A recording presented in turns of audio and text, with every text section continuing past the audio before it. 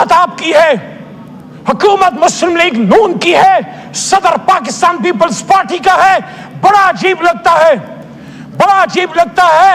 आईन बनाने वाली जमात जो अपने आप को आईन बनाने की दावेदार कहती है और वोट को इज्जत दो की नंबरदार मुस्लिम लीग नून, आपके दौर में आईन के साथ, बुनियादी इंसानी हकूक के साथ ये खिलवाड़ हो रहा है। आप मुझे बताएं, क्या आप पाकिस्तान की तारीख के सामने सुर्खरू होंगे? आज जो सुप्रीम कोर्ट पे हमला है, आज जो जनाब डिप्टी स्पीकर साहब तवज्जो कीजिए, आज जो चीफ जस्टिस ऑफ पाकिस्तान पे हमला है, ये तो वही चीफ जस्टिस की कुर्सी है। बड़ा शहीद बीबी की बात करते हैं। सिर्फ कुर्बानियों को हमने कैश नहीं करना, उनके कुर्बानियों का जो माखज है, उसका जो असर है, उस पर अमल करना है। शहीद बीबी ने अपनी शहादत से पहले कहा था, अपने चीफ जस्टिस के घर पे पाकिस्तान का झंडा लहराऊंगी। मियां साहब खुद निकले थे, लॉन्ग मार्च किया था चीफ जस्टिस साहब के लिए और सुप्रीम कोर्ट के लिए। काजी हुसैन अहमद साहब ने कुर्बानी दी और हमारे लीडर इमरान खान साहब ने जेल काटी आजाद सुप्रीम कोर्ट के लिए। तो जनाब डिप्टी स्पीकर साहब, जब इतनी कुर्बानियों से हमने अपने सुप्रीम कोर्ट को मजबूत किया, चीफ जस्टिस को तवाना किया, उसकी कुर्सी को तगड़ा किया, आप फिर क्यों अपनी बातों से पीछे हट रहे हैं? आप क्यों फिर सुप्रीम कोर्ट पे हमलावर हो रहे हैं या अपना कंधा दे रहे हैं? क्या एक मुल्क में दो वज़ीर आज़म हो सकते? क्या एक मुल्क में दो आर्मी चीफ हो सकते? क्या एक जमात में दो चेयरमैन एक होता है, आर्मी चीफ एक होता है? तो फिर चीफ जस्टिस दो क्यों? आपको ऐसी सुप्रीम कोर्ट क्यों चाहिए जो आपके सामने लेट जाए? आपको ऐसा काजी खुजात क्यों चाहिए जो आपके सामने हाथ जोड़ के खड़ा हो? आप अपनी आईनी तरमीम तो पढ़िए। मैं खुद इस पार्लियामेंट्री कमेटी का मेंबर हूं, 2018 से मेंबर हूं। उसमें 8 मेंबरान हैं, 4 हुकूमत के, 4 अपोजिशन के।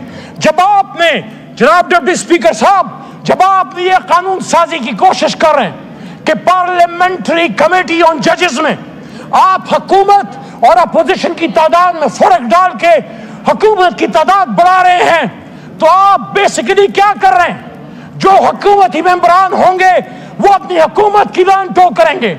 आप बेसिकली चीफ जस्टिस को मुल्क के वजीर आजम, चाहे वो कोई भी हो, उसके आगे सबसर्विएंट कर रहे हैं। अगर वजीर आजम पाकिस्तान चीफ जस्टिस को नॉमिनेट करेगा तो इस्लाम का कॉन्सेप्ट है काजी अल सुल्तान। काजी सुल्तान के ऊपर ताकतवर होता है, वो हर किसी से पूछ सकता है।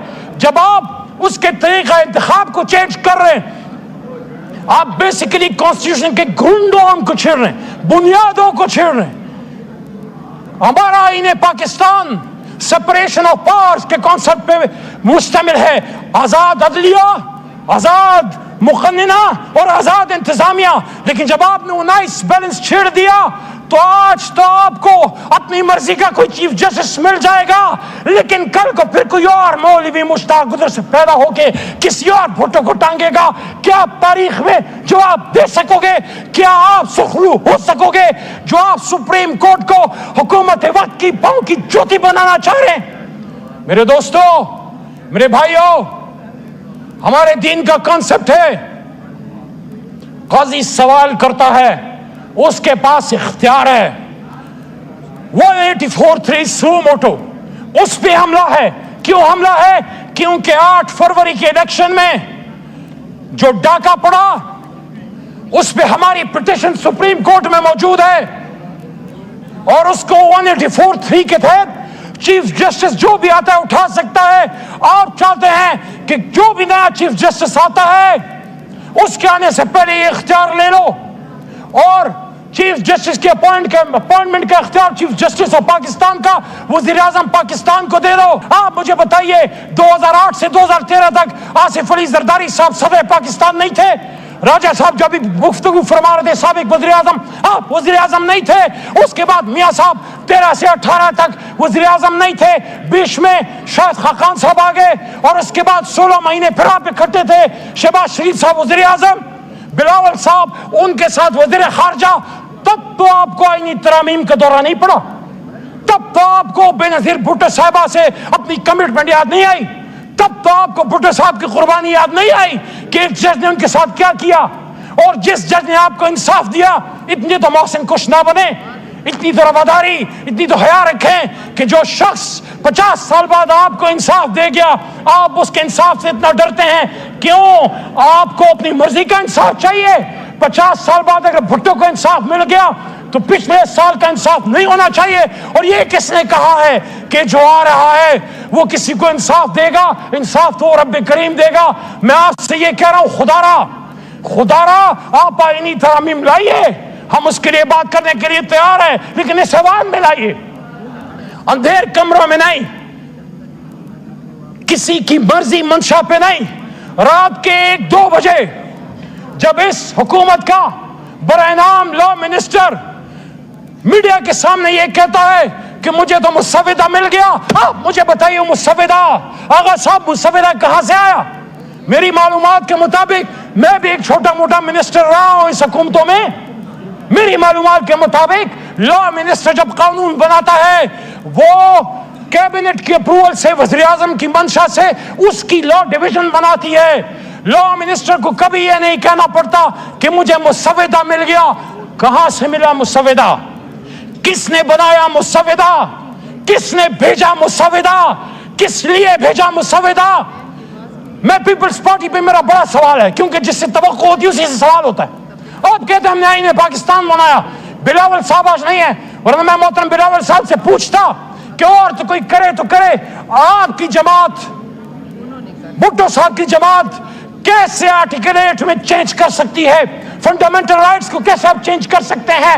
ملٹری کورٹس کے حق میں کیسے آپ بات کر سکتے ہیں؟ بنیادی انسانی حقوق میں آپ چینج کیسے کر سکتے ہیں؟ میرے بھائیوں اور دوستو، قرآن میں اللہ فرماتے وَأَمْرُهُمْ شُورَى بَيْنَهُمْ، اور مومنین کو جب کوئی مسئلہ ہوتا ہے تو آپس میں شورا کرتے ہیں۔ یہ شورا کو شورائیت کا اختیار دو، جو اختیار نہیں دے رہا چھینو اپنا اختیار، یہاں چیزیں لاؤ، یہاں فیصلہ کرو، یہاں فیصلہ کرو گے۔ ہم وہ مسودہ عمران خان کے سامنے لے کے رکھ دیں گے کہ خان صاحب یہ کہیں سے آیا نہیں ہے، ڈکٹیٹ نہیں ہوا، یہ بنیادی انسانی حقوق کے خلاف نہیں ہے، یہ آپ کو ملٹری کورٹ کے حوالے کرنے کے لیے نہیں ہے، یہ پاکستان میں انصاف کے لیے ہے، آئین کو بہتر کرنے کے لیے ہم ان کو قائل کریں گے۔ وہ بھی انصاف کے نام پہ جماعت بنائے بیٹھا ہے۔ لیکن آج اگر یہاں پہ اس ایوان میں آپ ایسے قوانین پاس کر رہے ہیں جس کے لیے کل آپ تاریخ کے سامنے شرمسار ہوں گے کہ آپ بھول گئے ایک مطلق اعلان نے آپ ہی کے لیڈر کو ہتھکڑیاں پہنا کے ملک سے باہر در بدر کیا۔ ہاں، میرا لیڈر در بدر ہونے کے لیے تیار نہیں ہے، وہ کھڑا ہے، وہ ڈیل نہیں لے رہا، وہ کہتا ہے میں کھڑا ہوں، میں نہیں جاؤں گا، ملک چھوڑ کے نہیں جاؤں گا، لیکن کچھ لوگوں کو چھوڑ کے جانا پڑتا ہے، کچھ گئے ہیں، میں برا نہیں کہتا، ماضی میں بہت سی لیڈرشپ جلا وطن بھی ہوئی ہے، لیکن جو آپ کے ساتھ ہوا ہے آپ وہی گڑا پھر کھود رہے ہو۔ یاد رکھنا، جو بوتے ہو وہ کاٹو گے، آج جو کرو گے یہ دنیا مکافات عمل کی جگہ ہے۔